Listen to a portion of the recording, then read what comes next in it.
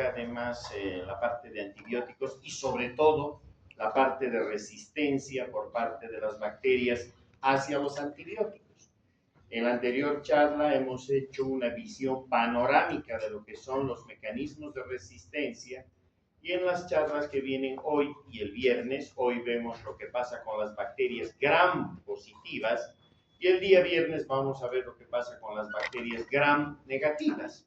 Y la próxima semana les quedaría el tema de microbioma, con lo cual hemos acabado el contenido que va para el primer examen parcial. Así que vayan repasando ya. No es una asignatura difícil, ya se han dado cuenta, pero sí el problema es de que se hace voluminosa y a veces cuando uno la guarda para las últimas posibilidades de los últimos 3 días, no alcanza el tiempo, ¿verdad? Así que vayan ya repasando, vayan estudiando, porque después el tiempo se pone en contra de todas y todos ustedes. Vamos entonces ahora a ver lo que pasa con las bacterias gram positivas. Previamente, ustedes saben que nosotros trabajamos en los laboratorios de bacteriología utilizando esta tinción de Gram en honor precisamente a quien la descubrió a fines del 1800, el doctor Hans Christian Gram. Él fue el que descubrió este método tintorial por el cual se puede separar el mundo bacteriano en 2 grandes bloques. No todas las bacterias desde ya, hay algunas que no tienen pared, por lo tanto el Gram ni va ni viene. Y hay otras que tienen paredes tan particulares, con mucho contenido de ceras, de grasas, de lípidos, que el Gram tampoco funciona y ahí funcionará otro método tintorial del que vamos a hablar y con el que vamos a trabajar también en las prácticas y que es el famoso método de Ziel-Nielsen. Pero eso dejaremos para su momento. Ahora estamos con el método de Gram porque permite dividir a buena parte de las bacterias en 2 bloques. Las bacterias Gram positivas que toman el colorante primario y obviamente además el mordiente y que cuando se aplica el decolorante no pierden el colorante que adquirieron, por lo tanto se quedan teñidas de color violeta. En tanto que el segundo bloque, las bacterias gram negativas, y hemos visto que hay diferencias sustanciales en sus paredes, todo radica en la pared desde ya. Gracias a ello es de que si bien se tiñen por el colorante primario y el Lugol, también se ponen violetas, pero cuando aplicamos el decolorante, se limpia todo lo que es colorante primario y todo lo que es el Lugol. Por eso es que usamos un segundo colorante, que es el colorante de contraste o colorante secundario, que en este caso está representado por la fuchsina básica, que ya casi no existe, o fundamentalmente por la safranina. Ambos funcionan iguales y van a colorear a las bacterias con una tonalidad rosada. Así que cuando terminamos la tinción de Gram, todo lo que es Gram positivo es de color violeta y todo lo que es Gram negativo es de color rosado. ¿De acuerdo? A eso para nosotros es importantísimo. Abre la puerta al diagnóstico microbiológico y una vez que permitimos que el diagnóstico circule por esta ruta, podemos llegar finalmente a darle nombre, apellido, celular y hasta alias a la bacteria con la que estamos trabajando. ¿De acuerdo? Por eso es de que está esto también armado desde esa perspectiva. Obviamente, cuando hablamos de bacterias gram positivas, estamos hablando fundamentalmente de estafilococos, de estreptococos, donde todavía algunas escuelas mantienen al paquete de los enterococos, aunque ahora es mejor ya independizarlos. Así que podríamos decir estafilococos, enterococos, estreptococos en general, que son los que corresponden desde el punto de vista de cocos a los gram positivos. Hay bacilos gram positivos, claro, hay muchos, pero en la parte clínica estos bacilos gram positivos o no tienen la posibilidad de que se los lleve al sistema de antibiograma, no hay métodos de antibiograma todavía para muchos bacilos gram positivos, y lo único que tenemos a la mano son pruebas de concentración inhibitoria mínima que han visto solo nos permite conocer su concentración, su punto de corte, ¿verdad? Y pare de contar. Yo no sé, ahí no puedo encontrar un mecanismo de resistencia. El antibiograma sí me permite detectar los mecanismos de resistencia que eventualmente se estén presentando, o la parte de la biología molecular. Por lo tanto, cuando hablo de gram positivos, básicamente vamos a hablar cocos gram positivos. estafilococos, enterococos y estreptococos, ¿de acuerdo? En cambio, cuando entremos a las gram negativas el día viernes, fundamentalmente son bacilos. Si bien se puede encontrar mecanismos de resistencia en cocos gram negativos, pero fundamentalmente esto se mueve en el terreno de los bacilos. Ustedes ya tienen las charlas, su representante de curso para microbiología es bastante eficiente, muy rápidamente les pasa las charlas y en cuanto yo ya le pasé, con seguridad que les he hecho llegar o lo hará llegar todo este material en el curso del día. ¿Listo? Con eso estamos tranquilos, no tenemos que preocuparnos y nos preparamos también para el examen parcial, pero a mí no me interesa eso. A mí lo que me interesa es que ustedes sepan todo esto, porque esto les va a servir tremendamente cuando lleguen al ciclo clínico y ni qué decir en las especialidades. Hoy por hoy, un médico que no conoce esto está perdido. Y ustedes pueden preguntar, vayan a los hospitales, van a encontrarse con generaciones de profesionales donde las personas que se han dejado llevar por el tiempo ya no tienen idea de lo que significa esto y no pueden interpretar un antibiograma y están perdidos, ¿de acuerdo? En cambio, los médicos que sí manejan esto es muy diferente porque interpretan rápidamente el antibiograma, saben qué drogas pueden usar, qué drogas no deben usar y esto va en beneficio directo del paciente, ¿de acuerdo? Por eso nos interesa. Listo, vamos. Si estamos hablando de cocos, hemos dicho que vamos a empezar por los estafilococos, ¿verdad? Y recuerdan que les dije, ¿qué manera más brillante de consolidar la teoría de la evolución, en este caso de Darwin, precisamente viendo el modelo bacteriano? No necesita más. Si nosotros miramos el modelo darwiniano aplicado a lo que corresponde a estafilococos, en esta lámina está resumido absolutamente todo. Fíjense ustedes que en la década de los 40, y ahora sí podemos decir del siglo pasado, ¿verdad? Entre 1940 y 1945, recuerden que el 42-43, en plena Segunda Guerra Mundial, se empieza recién a utilizar la penicilina de manera clínica, ¿verdad? Fíjense que para 1940, antes de que se empiece a utilizar la penicilina en forma clínica, estudios experimentales que los ingleses llevaron adelante les permitió encontrar los primeros Staphylococcus aureus que sean penicilino resistentes. Y esto se fue consolidando. Una cosa que parecía un hallazgo raro por entonces, una cosa propia de si ustedes quieren, de la investigación pura, todavía ni siquiera con la posibilidad de que sea investigación aplicada, muy rápidamente dejó de ser una cuestión rara y se empezó a convertir en algo muy corriente en los hospitales británicos, que son los que mejor bacteriología tenían en ese momento y mejor seguimiento en lo que correspondía a ya lo que empezaba a ser la era de los antibióticos. No se olviden que Fleming era británico, ¿verdad? Por lo tanto, ¿cómo no iban a trabajar rapidito ellos detrás de lo que estaba pasando en relación a los antibióticos? En la década de los 50, la situación se hace ya muy compleja. Más o menos el 60% de las cepas de Staphylococcus aureus aisladas en infecciones de pacientes que estaban en los hospitales ya mostraban que eran penicilinos resistentes. Y esto lógicamente provocó una alarma, porque hasta antes de esto, todavía cuando las cepas respondían muy bien a la penicilina, una dosis de penicilina era suficiente para curar una neumonía estafilocócica, imagínense. Una neumonía que usualmente era letal, mataba al paciente. ¿Listo? En cambio, con una dosis de penicilina, el paciente estaba completamente fuera de peligro, luego se consolidaba el tratamiento y listo. Sin embargo, les digo, para 1950, inicios de los 50, los hospitales empiezan a preocuparse, sus bacteriólogas, sus bacteriólogos iban cada vez encontrando más estafilococos que ya mostraban resistencia a la penicilina.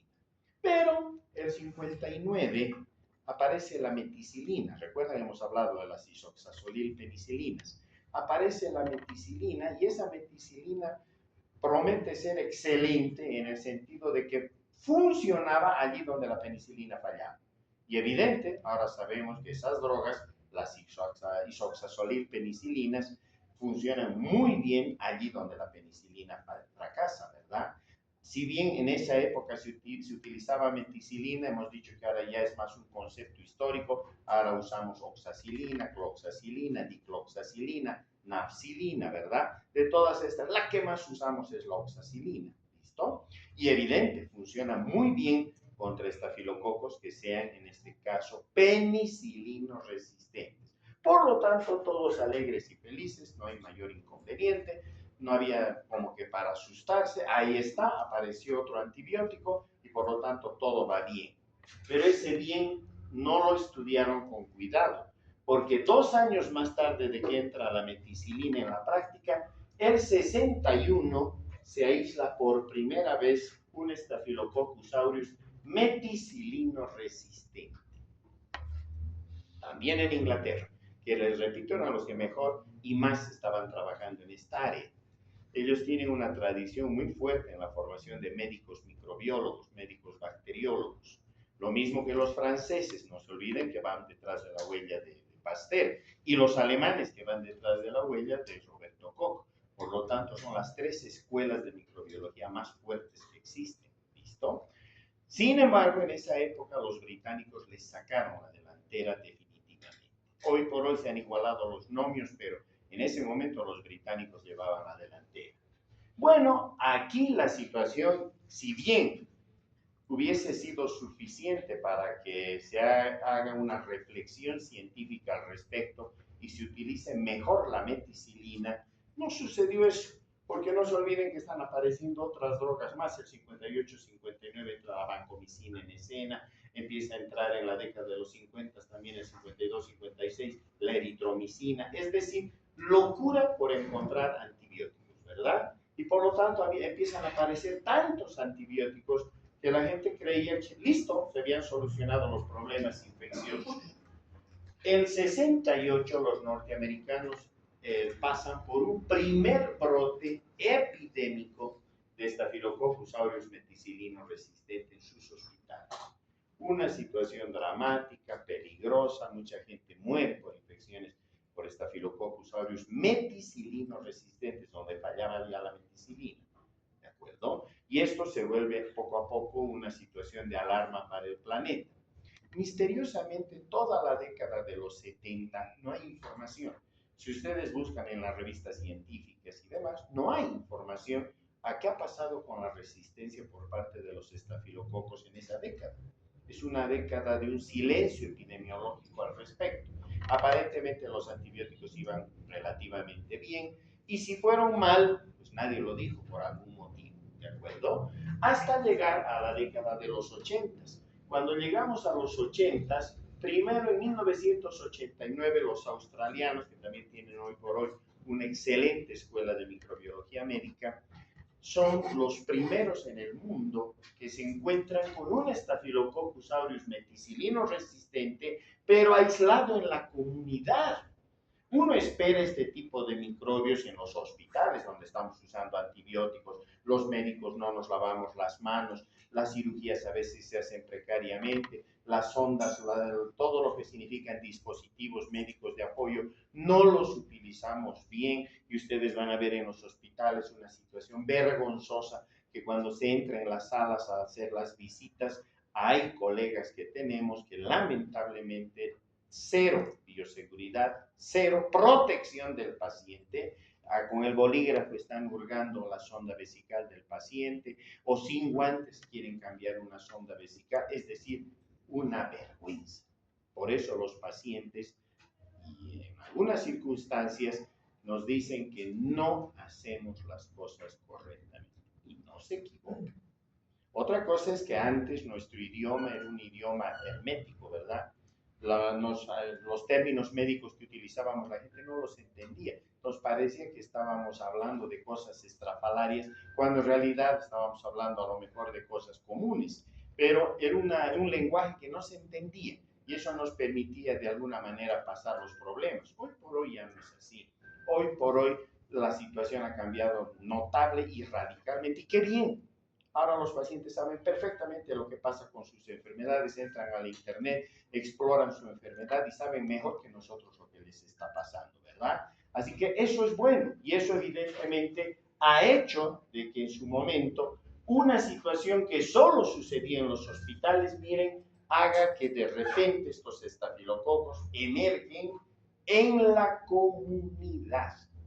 Cosa realmente terrible. Porque vuelvo a repetir, este tipo de microbios, que los halles en un hospital, de acuerdo, pero que los halles en la comunidad, ya la situación es gravísima.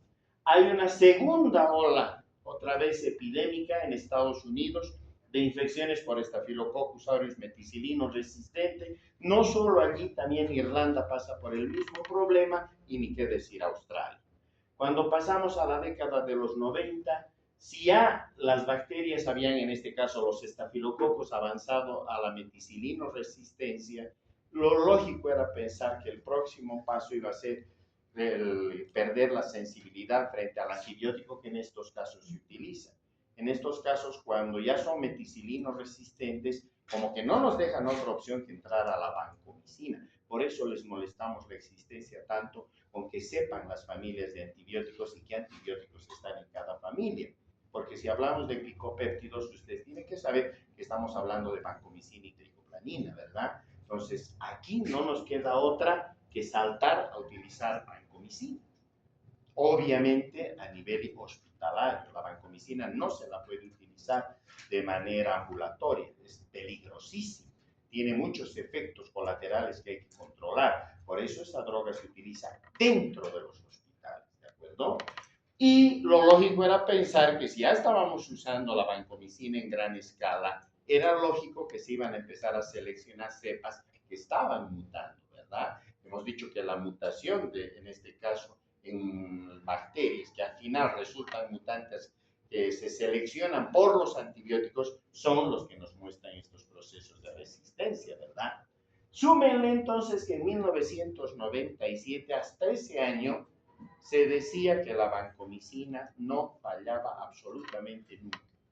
Nuestros profesores de medicina aquí nos decían, es tan buena la vancomicina que hasta el olor de la vancomicina mata a los estafilococos. Y parecía que era así. Todos decíamos, qué interesante, qué bien, qué raro que no emerja una cepa que ya empiece a mostrar caída de sensibilidad.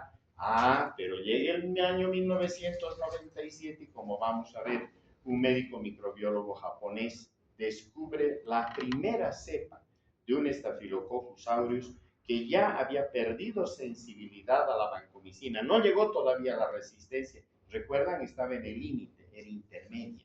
Y nacen las famosas cepas Visa, o sea, Staphylococcus aureus vancomicina intermedias. ¿De acuerdo? Que hemos dicho que ese es un camino, ¿verdad?, hacia la resistencia. Era lógico que si habían llegado hasta el comportamiento intermedio frente a la vancomicina, el próximo paso tenía que ser la resistencia. Pero todavía hasta ese momento nos negábamos a pensar, a reflexionar y además a poder mirar desde la perspectiva de la biología. El tronco básico de formación de todos nosotros es la biología, ¿verdad? Todos en colegio hemos estudiado biología, por eso nos empezó a gustar la medicina, porque la biología obviamente es el tronco básico para nuestra formación. Y lamentablemente en el camino vamos olvidando la biología y creemos que la medicina sustituye a la biología. Y ese es un error tonto, porque nunca podemos apartarnos de la biología. Ustedes tienen que seguir leyendo biología. Y en la medida que la biología va progresando, ustedes tienen que seguir ese progreso porque les va a dar las bases sólidas para que el día de mañana sean buenos médicos. ¿De acuerdo? Por lo tanto, era lógico pensar que si habíamos llegado al comportamiento intermedio, teníamos que llegar hasta la resistencia final. Y eso pasó en la década ya del 2000, al arrancar el año 2002-2003 en los Estados Unidos, precisamente aparecen las primeras cepas de Staphylococcus aureus vancomicino resistentes.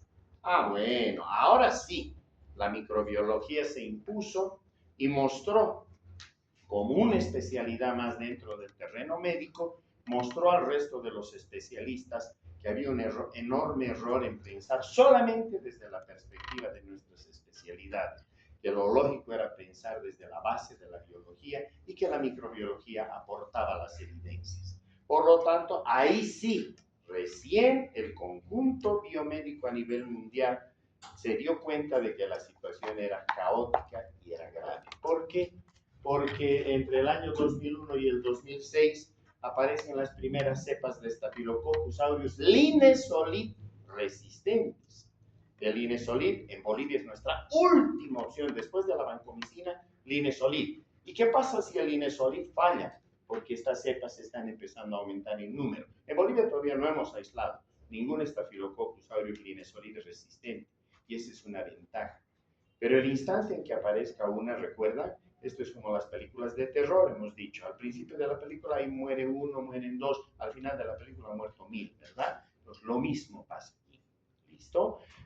Esta es la situación para nosotros tope, porque si llegáramos hasta ese punto, no tenemos más antibióticos. Ahí se acaba.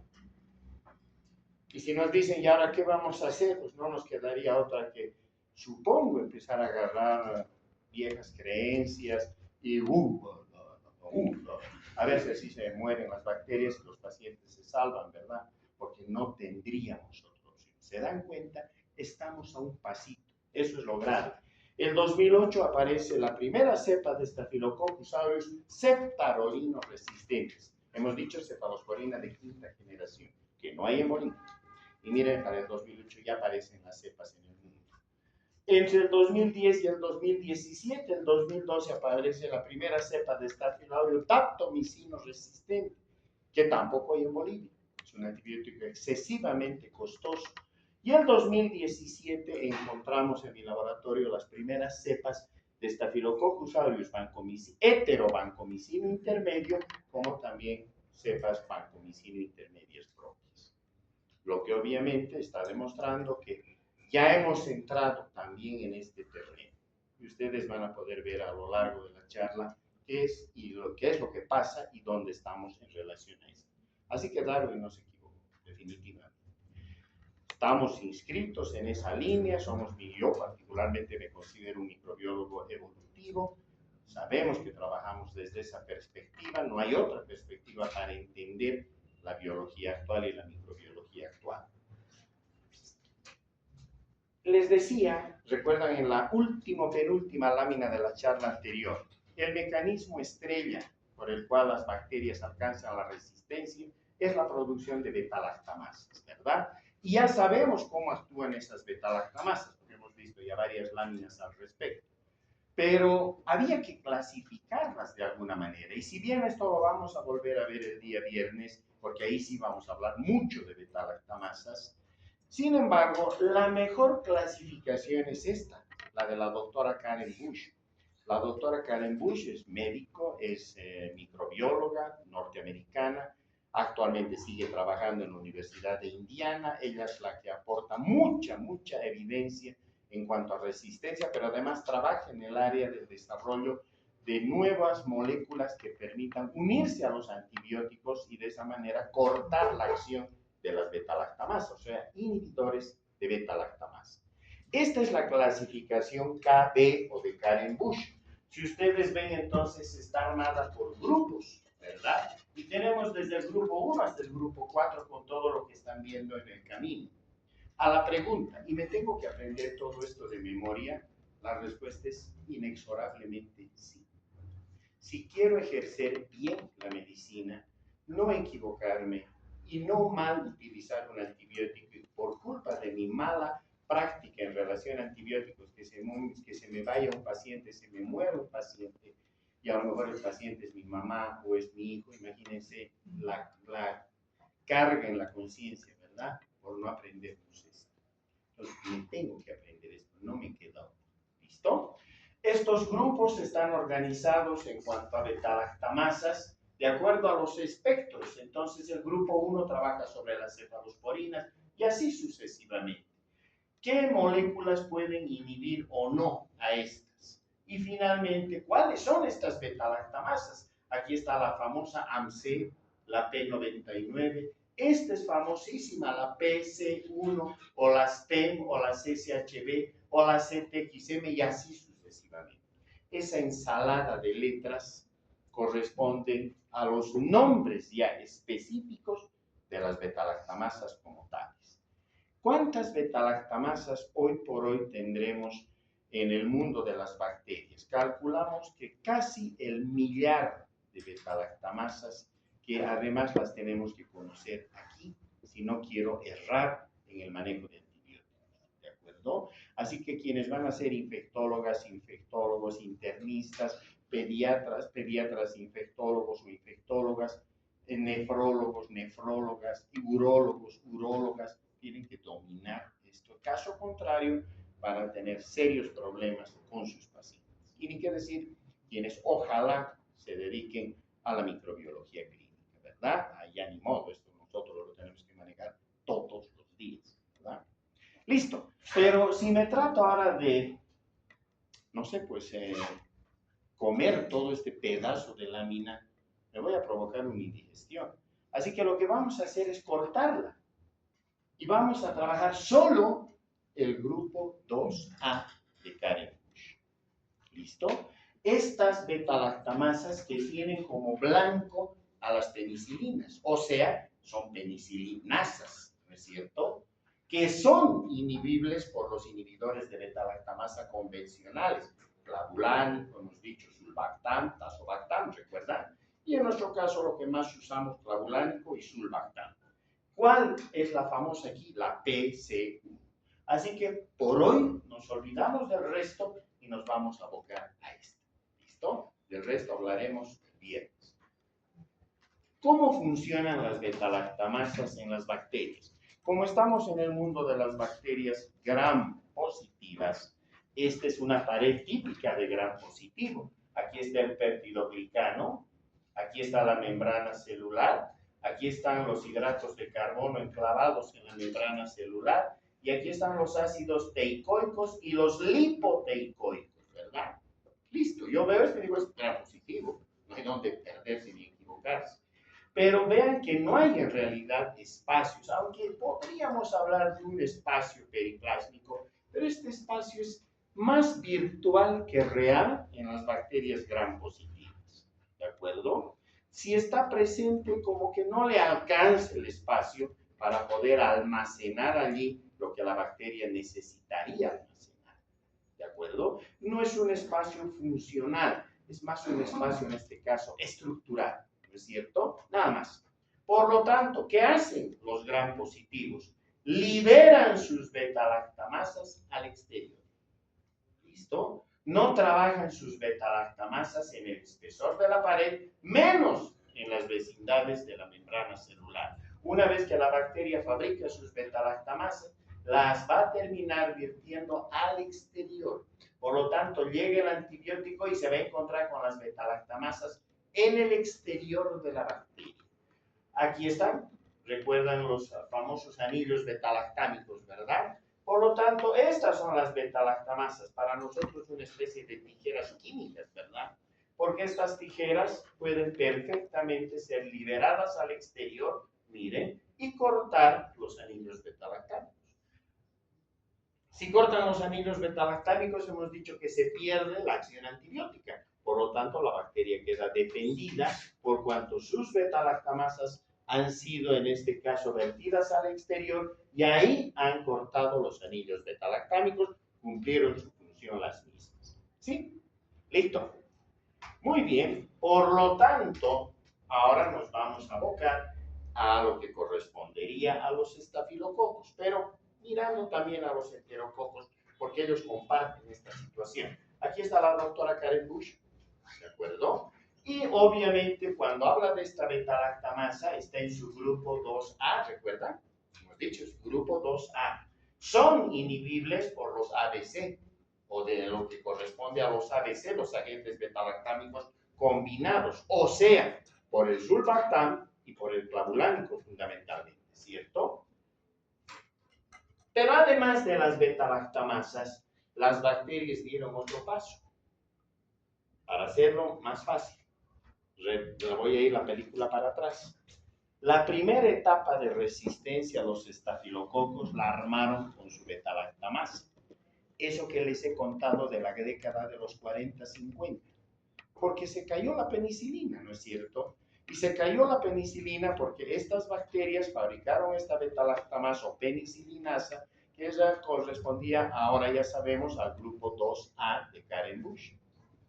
En esa época no habían todavía inhibidores, por lo tanto la penicilina no funcionó. Pero le sustituyó la meticilina, dijimos, a finales de los 50. Lástima que el año 61 aparecen, hemos dicho, las primeras cepas meticilino resistentes, ¿cierto? Para que aparezca la meticilino resistencia, recuerden la clase anterior, sí o sí tiene que entrar en juego una secuencia genética nueva. Esta secuencia es la famosa secuencia MEC-A, que no es la única. Hoy por hoy tenemos MEC-B, MEC-C, etc. Pero eso ya no es motivo de nuestro estudio general. Eso lo tendrán que aprender nuestras nuevas microbiólogas o nuevos microbiólogos clínicos, ¿de acuerdo? Por ahora, de manera general, tenemos que saber que esta secuencia MEC-A es la que controla, la que codifica la información para que se pueda expresar esta nueva PBP, la PBP2A. Rápidamente, recuerdan que las PBPs era la 1A, la 1B, 2, 3, 4, 5, 6, ¿cierto? Y dijimos en la anterior clase que aparece una nueva PBP en los estafilococos. Aquí está, la PBP2A. El instante en que esta secuencia genética MEC-A logra fabricar, logra en este caso, más de una manera mucho más global, logra expresar a esta PBP2A, esta PBP2A es la que empieza a ocupar el lugar de las otras PBPs. Y por lo tanto, esta PBP2A termina siendo la PBP más importante de la pared de los estafilococos. ¿Cuál es el problema de la PBP2A? Su bajísima afinidad para los betalactámicos. Afinidad desde el punto de vista químico, obviamente. Por lo tanto, llega cualquier betalactámico, salvo raras excepciones, pero el resto de los betalactámicos que lleguen hasta estas PBP2A no van a poder lograr ese fenómeno que habíamos visto cuando repasábamos betalactámicos. Es decir, no va a haber la posibilidad de que interactúe el betalactámico con la PBP. Ya ni me detengo a decir qué son las PBPs porque ya lo hemos dicho hasta el cansancio, ¿verdad? Por lo tanto, llegan los betalactámicos. En cualquier otro caso, interactuaban con las otras PBPs y no había mayor problema, ¿no es cierto? Se producía una inhibición competitiva y listo. Dejaban de trabajar esas PBPs, se inhibían y empezaba todo el fenómeno de la bactericidia asociándose, hemos dicho además, la mayor actividad o el desequilibrio con las autolisinas. ¿Recuerdan? El problema aquí es que la PBP o las PBPs del paquete 2A tienen bajísima afinidad por los betalactámicos. O sea que llegan los betalactámicos, aquí están las PBPs y cuando tratan de interactuar no hay posibilidades. El resultado, resistencia, pues obviamente, ¿no es cierto? Está respondiendo esa PBP con su bajísima afinidad en el sentido de no poder interactuar con la meticilina o las isoxazolinpenicilinas o cualquier betalactámico, hemos dicho salvo raras excepciones. ¿Cierto? Por lo tanto, entonces tenemos dos sistemas de resistencia frente a los betalactámicos.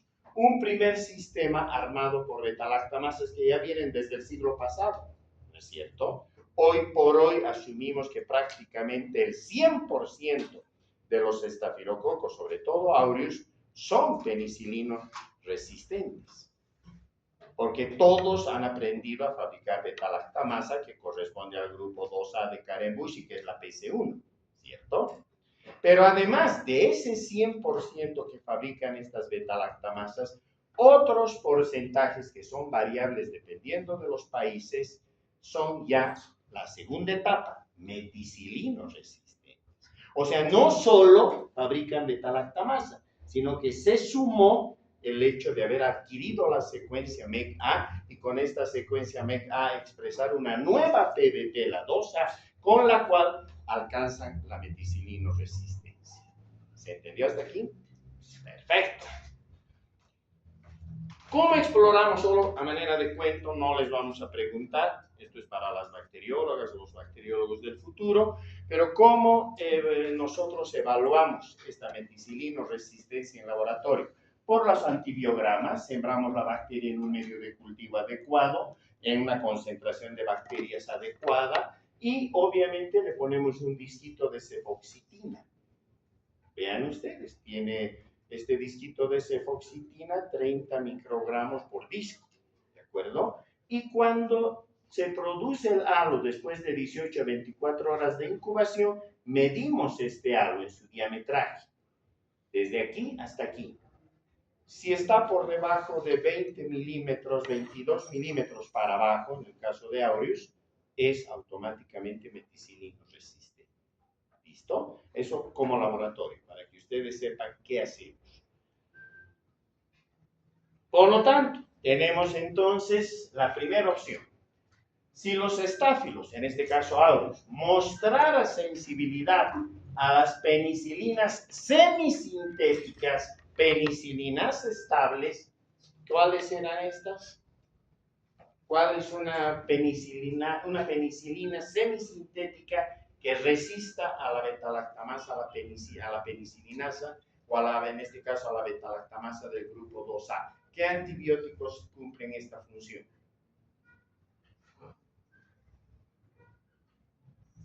Aquí pueden equivocarse, ya en el parcial y más adelante en la vida, ni siquiera profesional, antes de ir a los hospitales ya no pueden equivocarse. ¿Cuáles son los antibióticos que son penicilinas semisintéticas, que son penicilinas estables? Pero tanto hemos hablado de eso.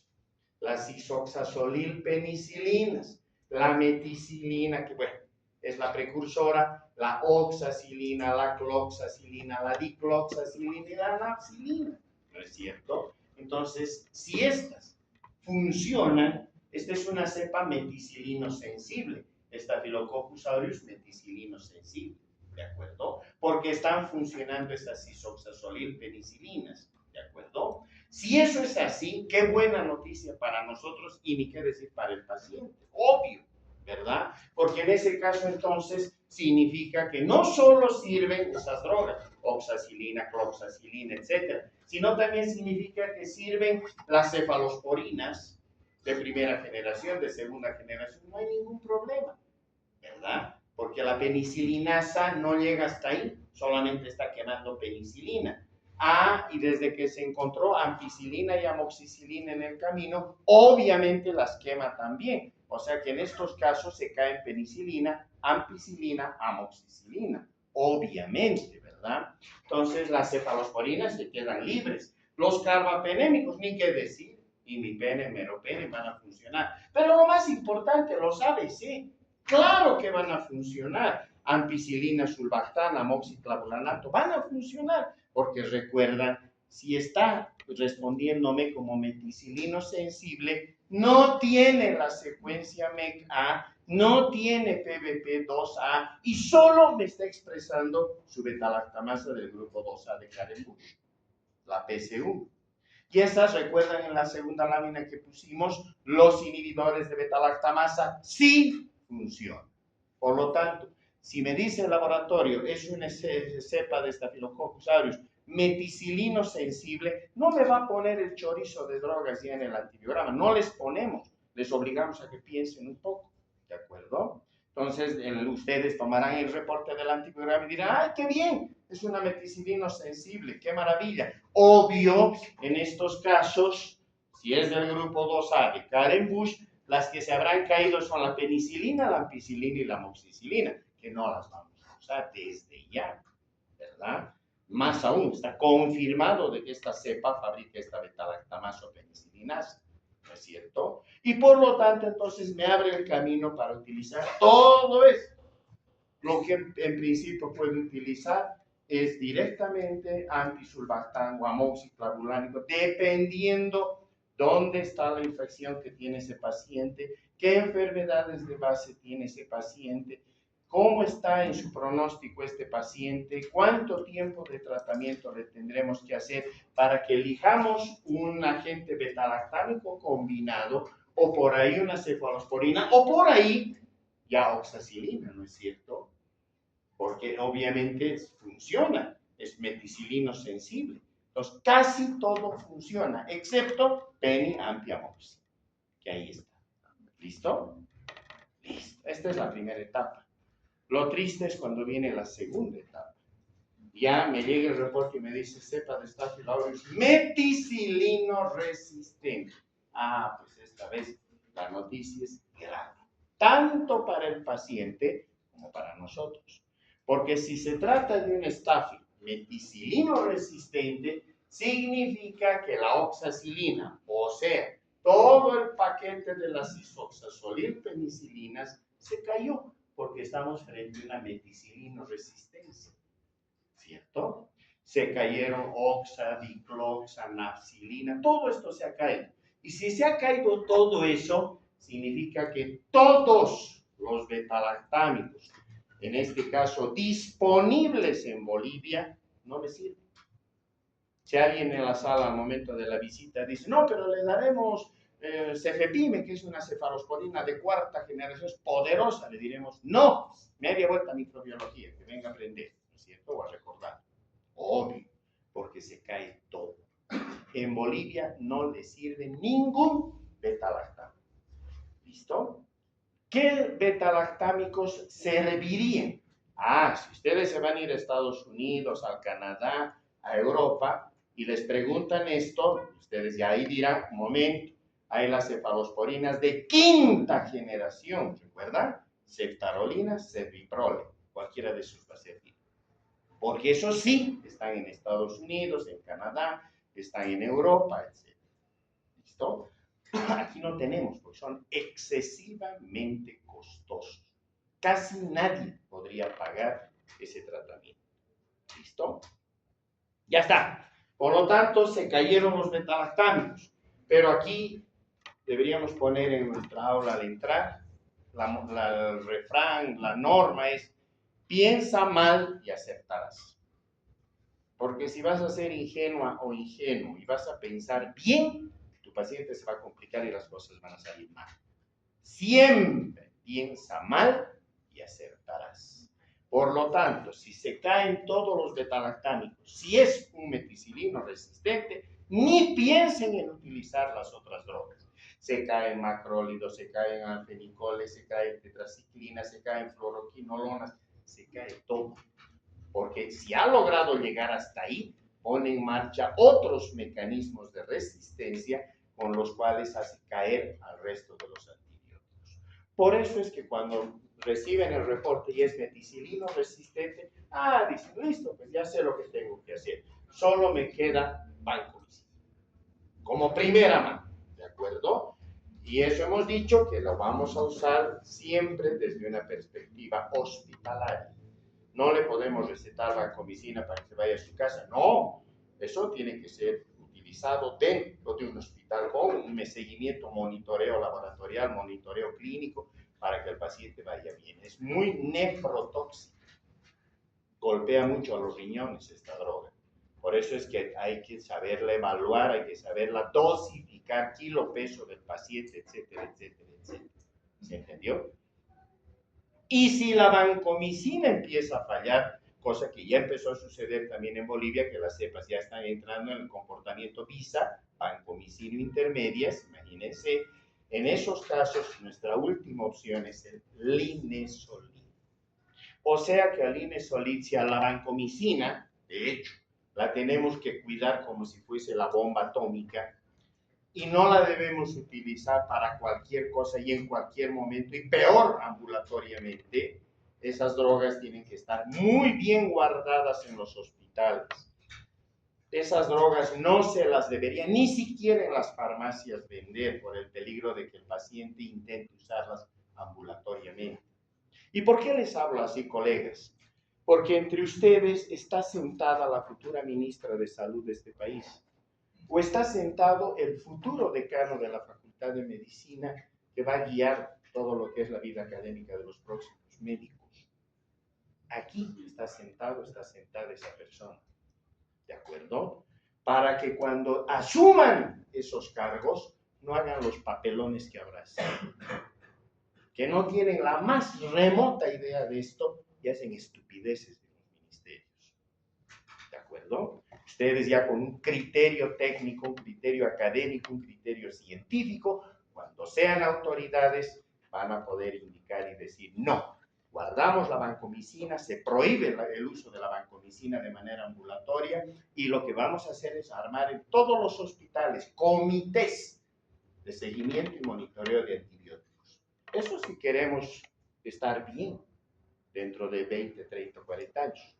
Porque si vamos como estamos yendo, ya van a ver los números, la situación es dramática. Otra vez, no nos va a quedar otro. ¿No ve? Entonces, para eso, mejor ni estudiamos. Por eso les estoy hablando de la manera que lo estoy haciendo. ¿De acuerdo? Muy bien. Ya está. Estas cepas, por demás, está decir, son terriblemente peligrosas. Aparecen más dentro de los hospitales. Antes hubiéramos dicho, antes de la década de los 60 o de los 80 del siglo pasado, hubiésemos dicho solo en los hospitales circula, ya no, ¿verdad? Los australianos las encontraron en la comunidad y luego el resto del mundo las empezó a encontrar. Y ahí Bolivia se notó también una muy buena actuación porque cuando sucedía en los 80, 90 esa situación, para el año 99, 2000, encontramos por el monitoreo que hacemos en escala nacional con el laboratorio de bacteriología del INLASA, encontramos en ese momento que los laboratorios del país empezaban a reportar más estafilococos aureus, meticilinos resistentes, aislados en infecciones que venían de la comunidad. En una reunión internacional presenté los resultados, no me creyeron, pero los de la Organización Panamericana sí lo hicieron. Y un año más tarde todos los países empezaron a mostrar los mismos resultados. Y la OPS les dijo, Bolivia fue el primer país de Latinoamérica que se dio cuenta de que estaban aumentando las infecciones por Staphylococcus aureus meticilino resistente aislado en la comunidad. Y recién los demás países nos dijeron, realmente son buenos ustedes en bacteriología, ¿de acuerdo? Ahí tenemos que pelear, en las ligas mayores, ¿listo? Aquí está entonces, vean ustedes, esto es del portal de la Organización Panamericana de la Salud, aquí está nuestro país, Bolivia, el monitoreo está hecho hasta el año 2022, recién se han cargado los datos 23 y el 24 saldrá mucho más adelante, siempre tardan un año y medio en salir los números de todos los países de Latinoamérica, en lo que corresponde al portal de la Organización Panamericana.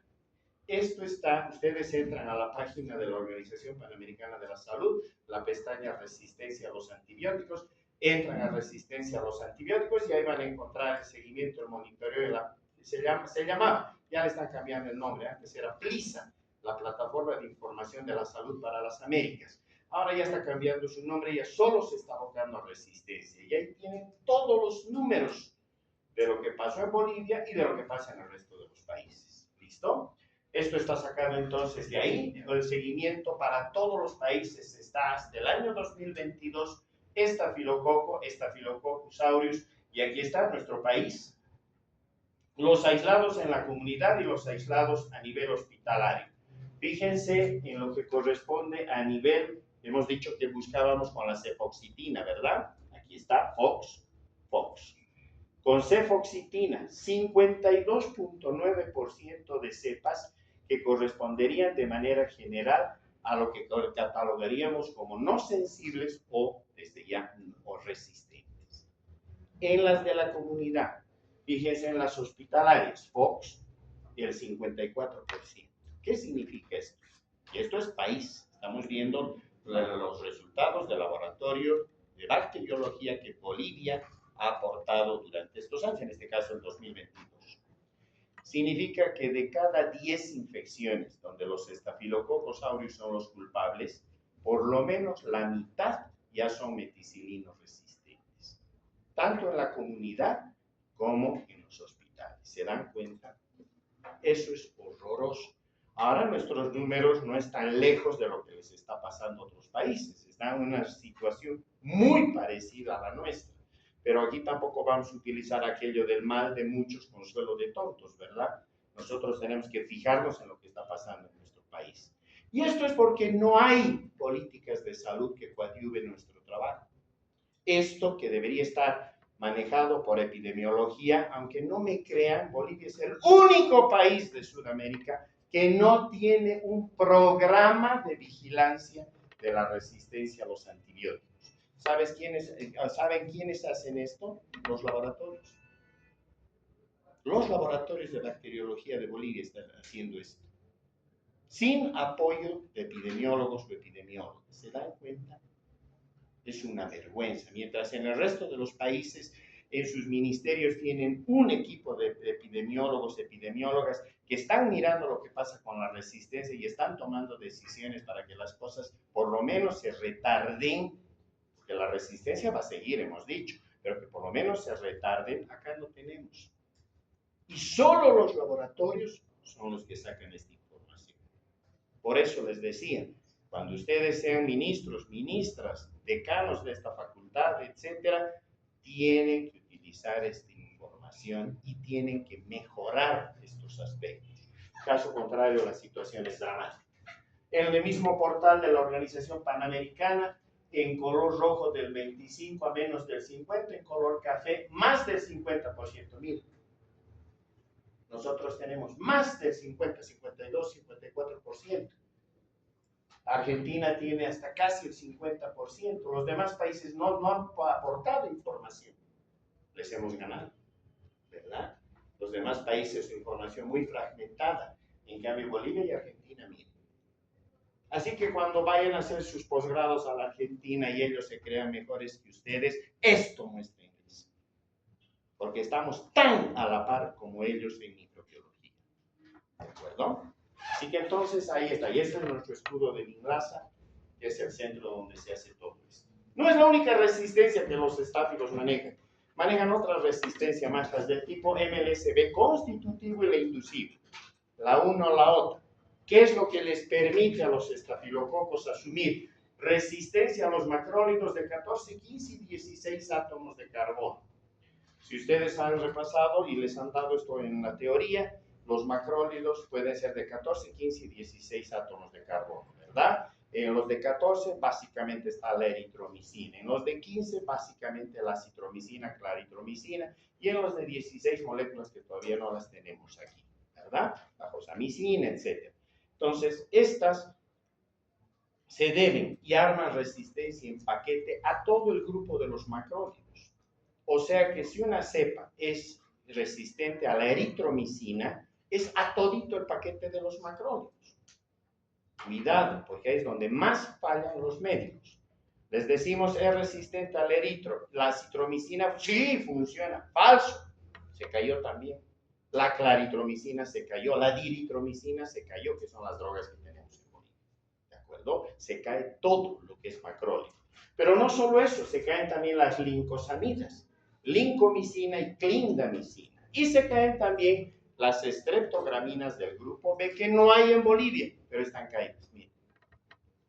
Si las usáramos, nos servirían. Así de claro. ¿Listo? Entonces, esa es la resistencia del tipo MLSB que la hemos visto de manera global cuando hemos visto el paneo general. Y esto que ya les he dicho va a salir todo el tiempo, ¿verdad? La resistencia a los aminoglucósidos, donde están la gentamicina, la amicacina, la tobramicina, etcétera, viene por juegos de enzimas, adenililantes, acetilantes y fosforilantes. Pero la otra parte interesante en esto es la resistencia a los glicopéptidos, vancomicina, teicoplanina. Y aquí están viendo ustedes al doctor Hiramatsu, médico microbiólogo japonés, que en el año 1996 atienden a un niñito que tenía una cardiopatía en el hospital universitario y allá detectan que era posible hacerse la cirugía, van a la cirugía con este bebé, cuando sale de la cirugía, después de unos días hace una infección de herida quirúrgica, para que vean que las infecciones están en todas partes del mundo, solo que hay hospitales donde responden rápidamente, otros en los que esperan a que se mueran 3, 4, 5 para que recién den el alerta, vergonzosamente. Acá su comité de infecciones detectó la infección, dijeron hay una infección de herida quirúrgica, toman la muestra, Staphylococcus aureus. Ese era el equipo ya del profesor Hiramatsu en su laboratorio de microbiología de este hospital. Entonces detectan al estáfilo, corren la prueba de la meticilino resistencia y sale meticilino resistente. Por ende, había que utilizar la vancomicina. Hasta entonces, colocábamos el disco de vancomicina y nos daba toda la vida diámetros de sensibilidad, sensibilidad, sensibilidad, ¿verdad? Cuando Hiramatsu reporta con su disco, también sensible. Habrá dado 17, 16 milímetros de diámetro sensible. Llega este reporte a los médicos que estaban atendiendo al niñito, piden permiso para utilizar vancomicina, la sección de farmacología del hospital autoriza para que utilicen la vancomicina, farmacia les entrega la vancomicina exacta para tratamiento y dosificación de ese niño. Una vez de que empiezan el tratamiento, se dan cuenta que el cuadro no mejoraba. Estacionado y en algún caso con alzas térmicas y demás. Entonces, junta médica y dicen, algo raro está pasando. Y a Hiramatsu le dice, ¿no te habrás equivocado en tu antibiograma? Él dice, no, pero déjenme pensar. Vuelve a su laboratorio y dice, ¿no será que el disco no mira cuando la sensibilidad se empieza a caer? ¿No será que es como querer pesar una aguja con una balanza de maletas? Por eso es que todos los países del mundo, vancomicinos sensible, vancomicinos, todo era sensible. ¿Se acuerdan? Hasta el olor de la vancomicina teóricamente mataba a los estáfilos. Entonces él duda y dice, no, aquí tengo que hacer otra cosa. ¿Y qué se le hubiera ocurrido hacer a cualquiera? A ver, ustedes ya hemos visto esta charla. ¿Qué harían si quieren confirmar una resistencia rara o inusual? ¿Qué pedirían? Fuerte.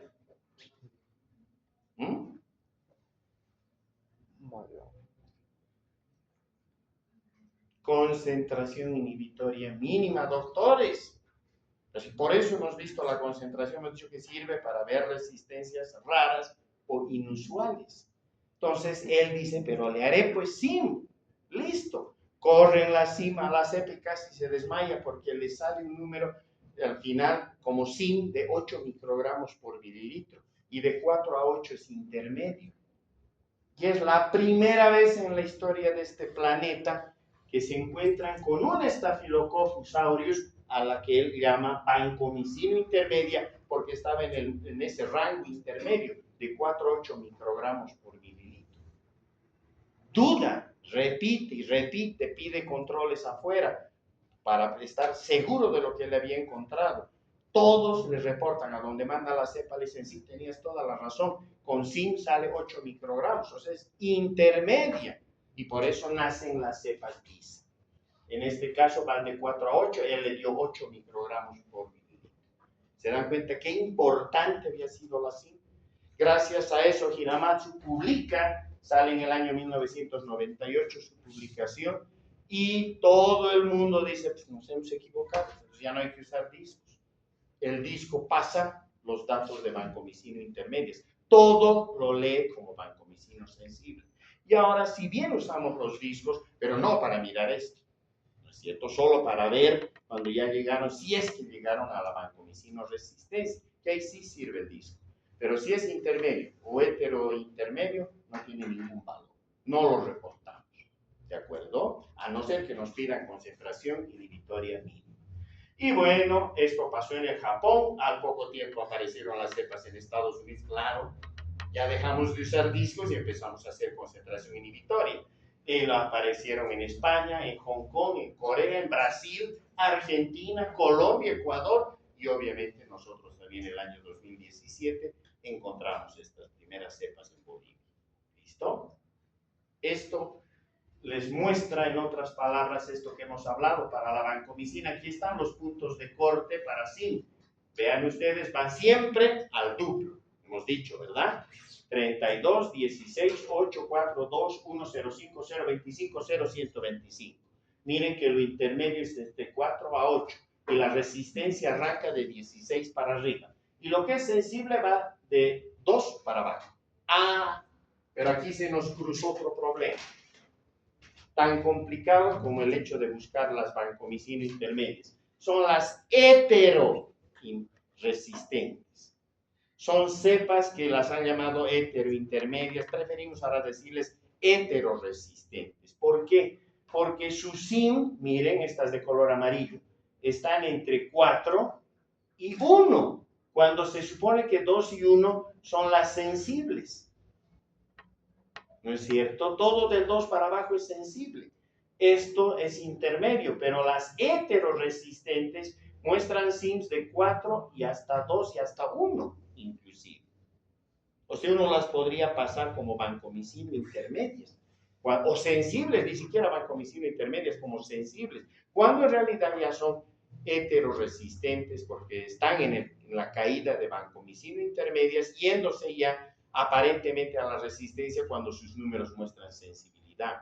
Bueno, para hacer esto, ya en los laboratorios tenemos otra metodología, se sale de la simple concentración inhibitoria y tenemos que buscarla por otros medios. O sea que esto se ha ido haciendo cada vez más complejo.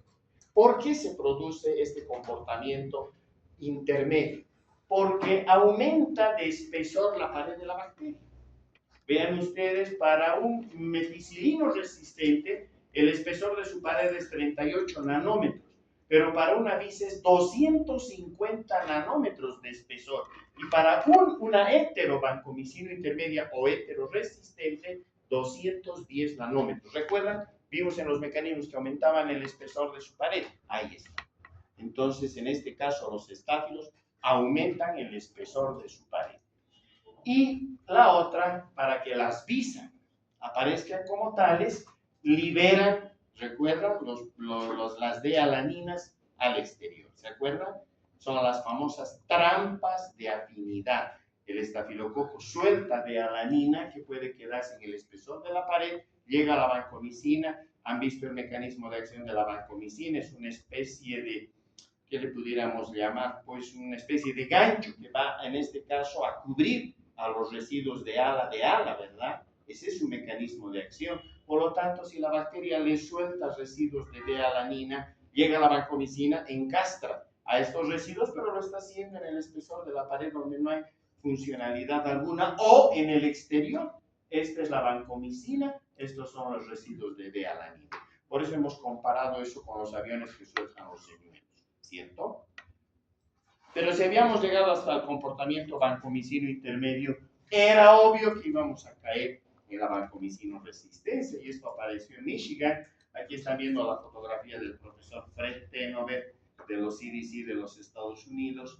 Él es el que ha liderado el estudio para encontrar por primera vez la cepa de Staphylococcus aureus vancomicino resistente. En este caso, paciente de 40 años de edad, diabética, con falla renal crónica, hemodializada 3 años, isobacteremias por Staphylococcus aureus meticilino resistente.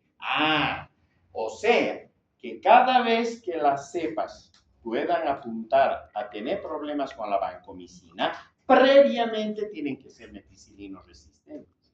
Hasta ahora no se ha encontrado un Staphylococcus aureus que sea meticilino sensible y salte a ser vancomicino intermedio o resistente. No, tiene que subir gradita a gradita, tiene que llegar a meticilino resistente y ahora sí, su próximo paso es la vancomicina. ¿Se entiende? Listo.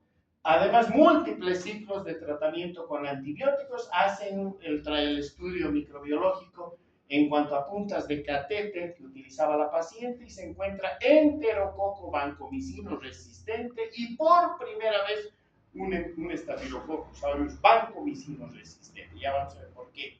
Hace una úlcera de pie la paciente, pie diabético, donde se aísla Klebsiella oxytoca, la vamos a estudiar a lo largo del año. También otra vez el enterococo vancomicino resistente y el Staphylococcus aureus vancomicino resistente. ¿Por qué? Porque cuando le hacen la SIM a la vancomicina, miren, 1024 microgramos. Recuerdan que de 16 para arriba era la resistencia.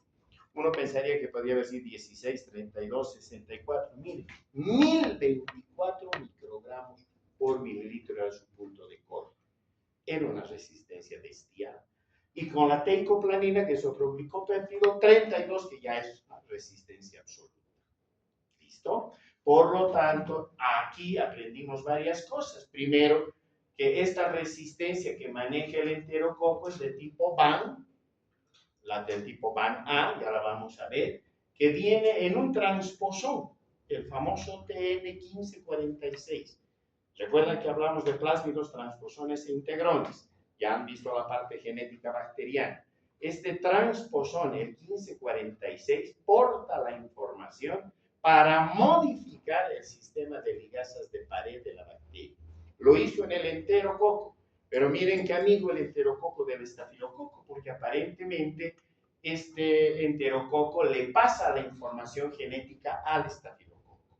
Este transposón se mueve en un plásmido de 60 kilobases con una secuencia idéntica a la del BAN A de Enterococcus fecalis.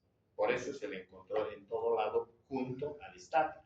Pero lo más interesante es de que en la punta de catéter se habían formado biopelículas, que es con lo que van a tener que pelear ustedes mucho ya en la vida profesional. Las bacterias, hoy por hoy sabemos todas, antes creíamos que solo algunas, ahora ya sabemos que todas fabrican biopelículas, ¿de acuerdo? Es una especie de capa mucoide, debajo de la cual la bacteria queda atrapada entre la pared, por ejemplo, de un catéter, una punta de catéter, una sonda vesical, etcétera, y esta capa. Obviamente esta capa les protege porque pueden ustedes dar el antibiótico que den y no pasa nada porque esa capa no permite que el antibiótico llegue a la bacteria. En este caso fueron dos bacterias que quedaron atrapadas en la biopelícula que formaron. El enterococo, que era vancomicino resistente, y el estafilococo dorado, que era meticilino resistente. ¿Qué hizo el enterococo? Por un proceso de conjugación, le transfiere el transposón 1546 y se lo regala al Staphylococcus aureus y lo convierte en vancomicino resistente. ¿Se dan cuenta? El instante en el que pasa esto, ahora sí, de tanto en tanto se rompe la biomolécula, en este caso la biocapa o el biofilm, y se liberan los estáfilos, viajan por el torrente circulatorio y pueden provocar barbaridades. Peor ahora que ya tiene la información para poder hacerse resistente total a la vancomicina. ¿Listo? Eso es lo que ha pasado y al pie tienen ustedes las imágenes que puedan ser necesarias de apoyo. Aquí está la vancomicina, debería ligarse así a los residuos de ALA. Cuando se produce la mutación en la bacteria, transforma, hemos dicho, quita un D-ALA y pone en su lugar a un D-lactato, ¿cierto? Si ustedes ven, allá está la D-alanina, aquí está la vancomicina, encastra perfecto. Pero el instante en que tengo un D-lactato y ahora sí llega nuestra vancomicina, ya no puede encastrar. El D-lactato es mucho más complejo, ya no puede producirse el encastre. El resultado, resistencia absoluta. ¿Listo? Perfecto. Y esta lámina, que es de un trabajo de Denser y colaboradores, que es un trabajo viejito, es del 2008, pero es un hermoso trabajo, porque les muestra en esta lámina qué ha pasado con el Staphylococcus aureus causando bacteremias, presencia de la bacteria del estáfilo en la sangre, y paso previo a una septicemia y matar al paciente. Miren ustedes, en 1937, cuando no se usaba antibióticos, no se habían descubierto, ya se había descubierto la penicilina en el 28, pero no usaban todavía clínicamente, ¿verdad? No había ni la ciencia ni la tecnología para usarla clínicamente. Miren la mortalidad, el porcentaje de mortalidad, 80%. 8 de cada 10 que hacían estos cuadros se morían por estas bacterias, sin antibióticos. Aparece la penicilina, miren cómo baja la mortalidad a menos del 30%. El año 54 aparecen ya se consolidan los estafilococos penicilinos resistentes, sube la mortalidad al 50%. Aparece la meticilina, el 59%. Miren para el año 62 cómo cae otra vez la mortalidad a menos del 30%. Las cepas son meticilinos sensibles, hay un mejor conocimiento de esta bacteria, mejor manejo desde el punto de vista médico y casi llega al 20% a la mortalidad entre 1975 y en 1999 las meticilinos resistentes. Miren cómo levantan a más del 30%, acercándose al 40% la mortalidad. Para que el año 2000, miren las cepas visa, las vancomicina intermedias, cómo vuelven a levantar la mortalidad a prácticamente el 60%. Falta una segunda parte, ¿no? ¿Qué pasa con las vancomicinos resistentes, las daptomicinos resistentes? Probablemente en ese segundo trabajo, segunda parte, la mortalidad volvería al 70 u 80%, típicos de la era preantibiótica. Esto es contra lo que van a tener que pelear doctores, lamentablemente.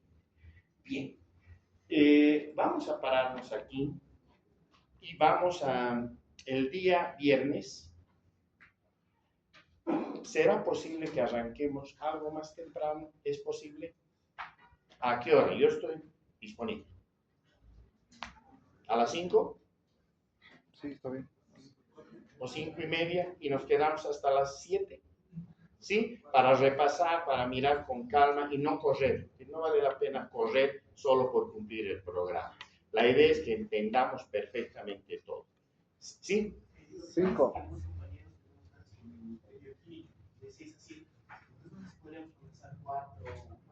Por mí, no hay problema. 4 de la tarde arrancaremos. 4 de la tarde y hasta las 6 entonces hemos acabado. ¿De acuerdo? Muchas gracias. ¿Sí? ¿Va a estar disponible? Aquí. Sí, sí. Ya.